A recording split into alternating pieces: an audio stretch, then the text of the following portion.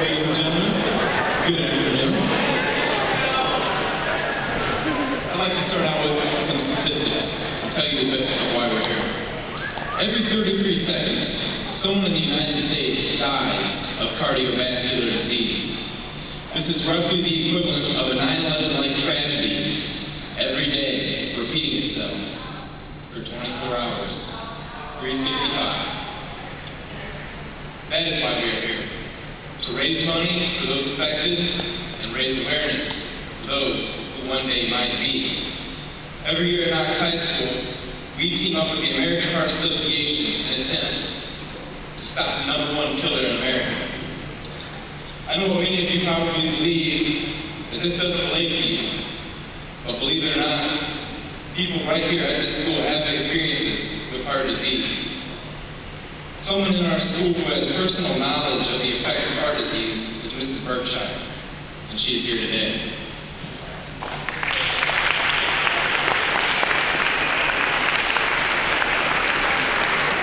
Thank you.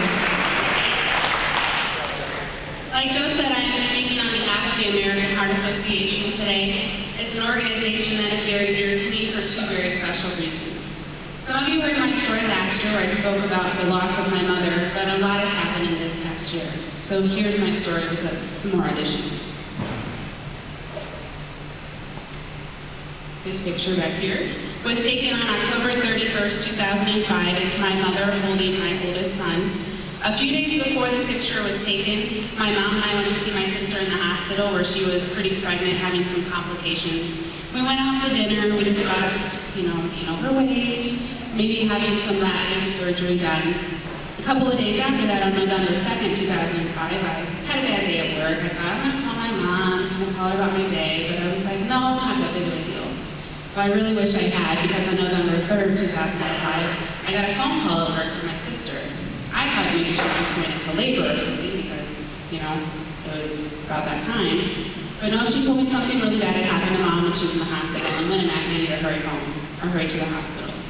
So I headed to the hospital the whole time thinking, maybe she's just sick, maybe she fell, she hurt her back, her leg, her knee, something.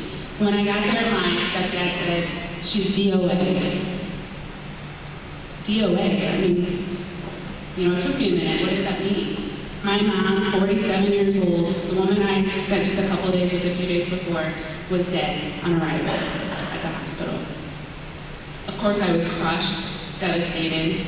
It took, lots of crying, lots of emotions. My sister had lots more emotions because 3 days after my mom's death, she gave birth to her son, which was very difficult for her because the first time her son saw my mom was at the funeral home. It turned out she died of a heart attack, 47 years old, something a lot of people don't think can happen to someone so young. Well, she was obese, she smoked 3 packs of cigarettes a day, so it was kind of a ticking time bomb. It wasn't really that big of a surprise if you think about the health. This picture was taken at my mom's funeral. This is my husband, myself, and my oldest son. As you can see, I was quite a bit overweight in this picture. These are 2 pictures of me at my heaviest weight. I decided a few days after my mom died that I wasn't going to do that to my kids. I couldn't leave my kids behind, especially not to something that I could care for myself. I could lose weight, I could be healthy. And what I did over the next 4 years was I lost 100 pounds. I had 2 pregnancies in there, that's why it took a little bit longer. But I accomplished my goal. These pictures are of my goal weight. The one on the right is when I ran a half marathon in the summer of 2011, 13.1 miles with my mom on my mind most of the way. Something I never would have been able to do 100 pounds before. Everybody wants to know, when you lose 100 pounds, is there a magic pill? How do you do it? So I came up with my top kind of 10 things that I did to lose the weight. I drink a lot of water. A lot of you have seen me carrying around this big old water jug. This is 32 ounces. I fill it up about 3 times a day. I food journal and write down what I eat to make sure that I'm eating the right things in the right proportions. I follow the food pyramid, which is the picture right there. Lots of whole grains, fruits and vegetables, lean meats, low-fat dairies, a little bit of the fat and stuff on top. Watch portion sizes, meaning, one serving of food, not supersized or anything like that. It's really good for you just to eat until you're content, not overdo it. Eat all of your meals, including breakfast. A lot of people skip breakfast, but that's really important to get your metabolism started for the day, to get you going, and eat about 3 meals and 2 snacks every day. Get enough sleep. I know there's all these energy drinks out there that are supposed to kind of help you to get away from sleep and maybe through the day, but really you actually do need sleep to help reset your body each night. Be active. Whether you're in a sport, you're walking, you're dancing, you're playing video games, it doesn't matter. You need to be active every day. I mentioned my mom smoked 3 packs of cigarettes a day. Something that happened 5 weeks before my mom's death was her father died of lung cancer. So that was already devastating, and then when my mom died, we found out she was smoking 3 packs of cigarettes a day. It was devastating, of course. We all know old cigarettes can cause lung cancer, but what you may not know is the effects on the heart. Smoking cigarettes actually closes your veins or makes them smaller, harder for blood to get through. It causes plaque to build up, and it's just, of course it stinks and it's gross and nasty and expensive, so there's no reason to do it. Be smart with what you're putting in your body. You don't want to put a lot of weird chemicals or weird foods. You want to stick to kind of that food pyramid like I mentioned. And then you can every now and then, have your donut, your cookie, whatever. Just make sure you do it in moderation. This next slide is of my father. He's had about every heart problem you could think of.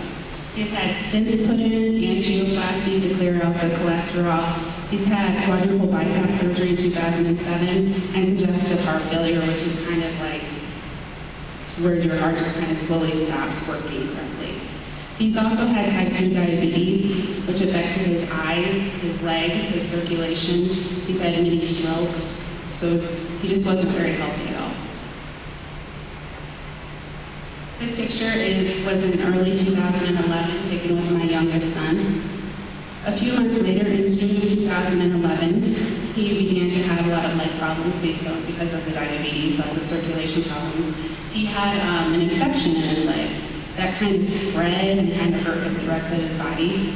Well, he was sent to St. Vincent's in Indianapolis, the hospital, between there and a rehab center for many months, back and forth. And then he had to have a couple of toes amputated, then half of his foot amputated, and half of his leg amputated. At first, he was pretty positive, trying to lose weight, going through the physical training, the physical therapy, everything else. But then he started to kind of lose hope, lose the will to live. Once you lose the will to live, you're probably not going to live too much longer. So I was just waiting for that phone call. Well, that phone call came on March 2nd, 2012.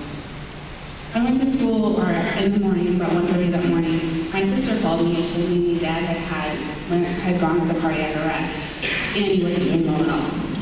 He was at St. Vincent's Hospital. I needed to get there that day.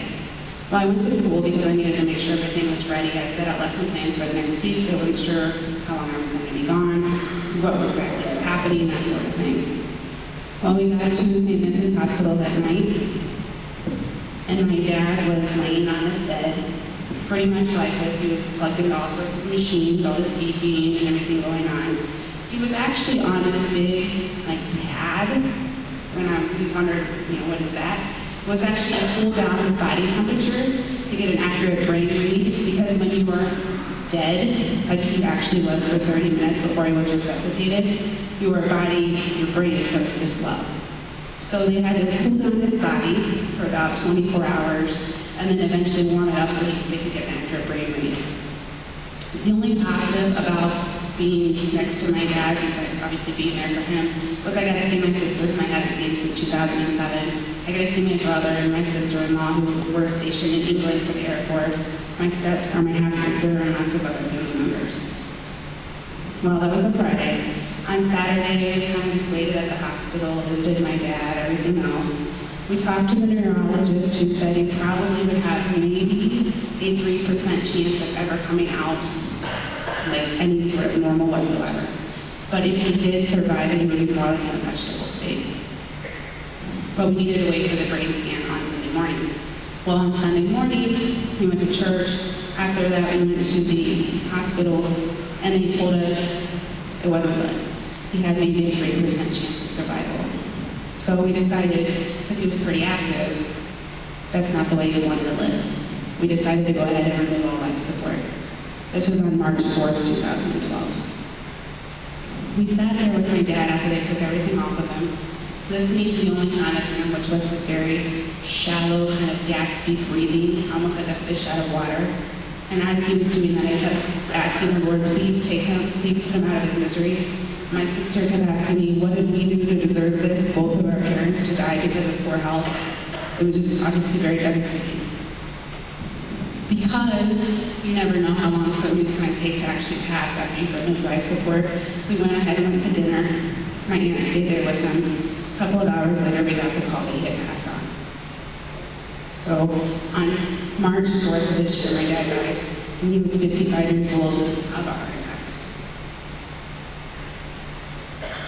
My dad left behind the four of us, my sister Alyssa, myself, my brother, and then my half-sister right here. And we knew it wasn't fair because we had lost both parents to heart disease. He also left behind 5 grandchildren. Mine are up there in the corner, and then my sister's children, and then the one that I'm expecting right now. The thing that hurts me the most about the one I'm expecting right now is knowing that he will never see this grandchild, and he'll never be at the hospital to visit me like he was with all the other grandchildren. Well, amongst all the sorrow and depression and everything else, of course, I was feeling, and everybody else in the family was feeling, I got an email, which I thought was kind of odd.